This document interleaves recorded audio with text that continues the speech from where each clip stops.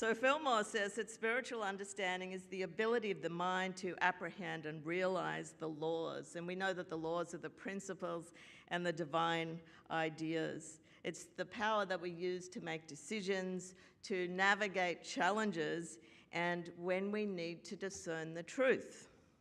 So it's all very well to say, well, I've decided I'm going to be wise from now on. But as we look out there, I'm just wondering, are we seeing really good use of wisdom? Many consider Abraham Lincoln to have been one of the wisest presidents in history. And he famously said in a speech in 1858, "A house divided against itself will not stand." And that was at a time when slavery was causing a lot of division. And he was saying that if the nation was deeply divided, it would not endure, that it weakened the country, and that the country could not continue half slave and half free, that it had to be united under one principle. So here we are today, and I believe that we are living in a divided country. I know that you are feeling that as well. Many people have come to me and said, well, I'm very concerned about the chaos and the division. And some of you are asking, as a spiritual person, how should I act? What can I do? So division is the act of separation. It shows up as disagreement between people. But in the uneasiness we feel about it, it tells us that we're part of something bigger. From the spiritual perspective, division is an illusion, because in truth we can never be separate.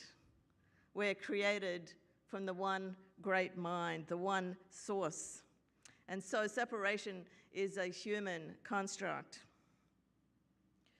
Division is rooted in fear of difference. Notice all the talk around immigration, making them out like they're the enemy, the us and them. Division is rooted in a fear of change or a fear of losing power, and it creates walls. It leads to conflict and to misunderstanding. In Genesis 11, there's the story of the Tower of Babel, and it says, people once spoke the same language, then their speech became divided, causing confusion and separation. And so it's a funny story, because the people build this big tower because they think that that's the way to reach God. It's a little bit of an egocentric way to do it, but it does tell you they had a bit of an illusion of separation because they thought that God was up there in the sky somewhere. They didn't quite get the idea we have now that divinity is within us. So their faith was pretty well put into this external structure, this big, tall Tower of Babel. Well, a few weeks ago, I was at Unity Village, and I went to the Unity Summit. And I don't know if you've ever been to a Unity Summit. It's basically 2 whole days of business meetings, which can be a little tedious. I like it because I like to know all the details about things. And at the end of the second day, right in the afternoon, I was flagging a little bit. And then they said something that really caught my attention. And I'm going to share it with you today because I think it's really great. Unity Worldwide Ministries has recently put out a statement of social action. And so I'm going to show you a little bit of that. Where there are divisions of opinions, beliefs, and perspectives, Unity embraces and cherishes the diversity of gender, age, race, ethnicity, national origin, range of abilities, sexual orientation, gender identity, financial means, education, and political perspective. So that pretty well covers lots and lots of differences. And we know that diversity is one of Unity's core beliefs. It has been for a very long time, and I would say that unity spoke about diversity way, way back when many of the traditional churches didn't mention it. While division is rooted in fear, diversity is rooted in love. Diversity recognizes that differences are not threats, and it celebrates the uniqueness of different cultures and perspectives and ideas. So diversity says to us, well, come on, we can hold a different point of view and we can still respect each other. And while division is based on the false belief that we are separate, diversity is based on the truth that we are one. And we're just expressing in many beautifully different ways. It's a bit like a forest. There are different species, different trees, different plants, a whole lot of different animals, and yet they coexist in a kind of ecosystem that thrives. In 1 Corinthians, Paul said there are many parts but one body. And that was a kind of symbolic way of him saying that, you know, we're each unique, we have a special role to play, and we're all necessary for the whole to function. And so when people focus on the ideas that that person is not like me, that person is not in my group, I'm not comfortable with that person, we're not understanding how the ecosystem works. And we're not seeing the differences as sacred expressions of the one.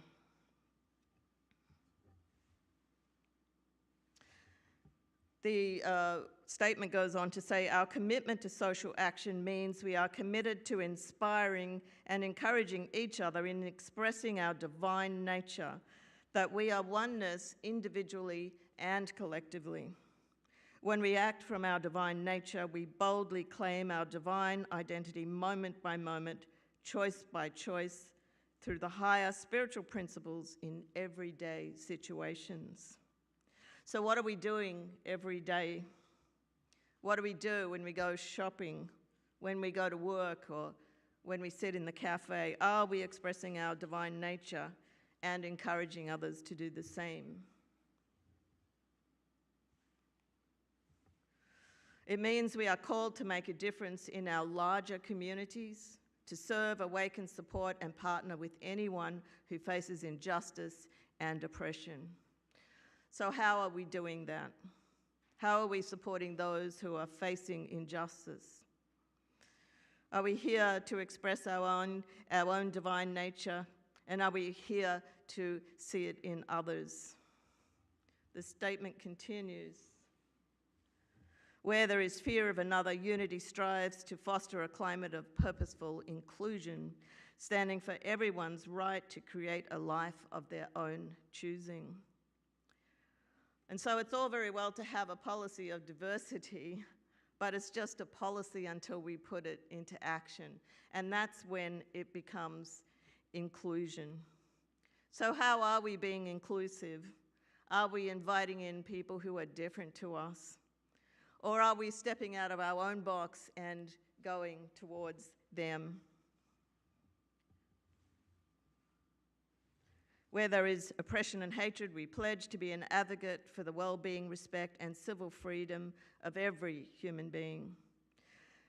Any action that seeks to discriminate against individuals or classes of individuals based on prejudice, stereotypic profiles of national origin, class, creed, race, ethnicity, physical ability, sexual orientation, or gender is in opposition to the core beliefs and values established by our founders.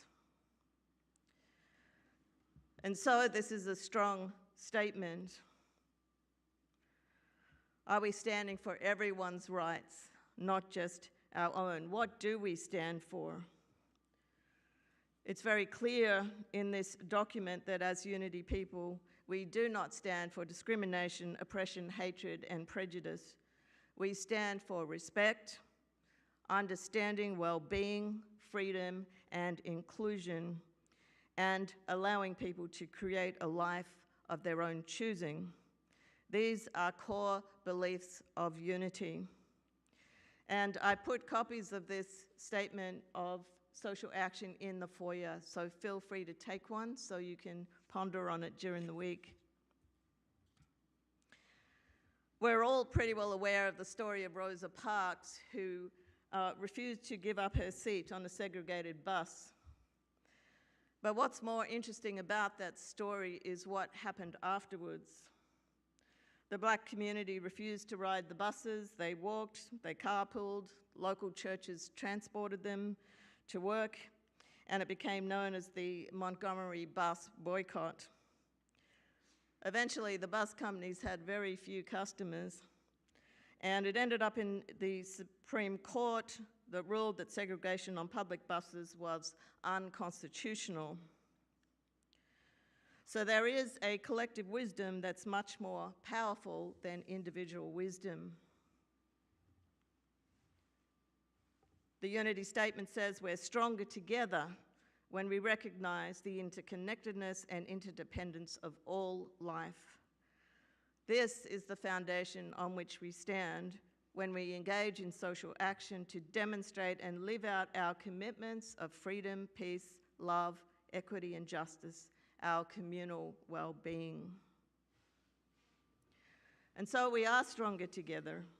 Collective wisdom is the higher intelligence that emerges when individuals come together, when we collaborate, when we listen to each other with our hearts, and when we have a shared intention.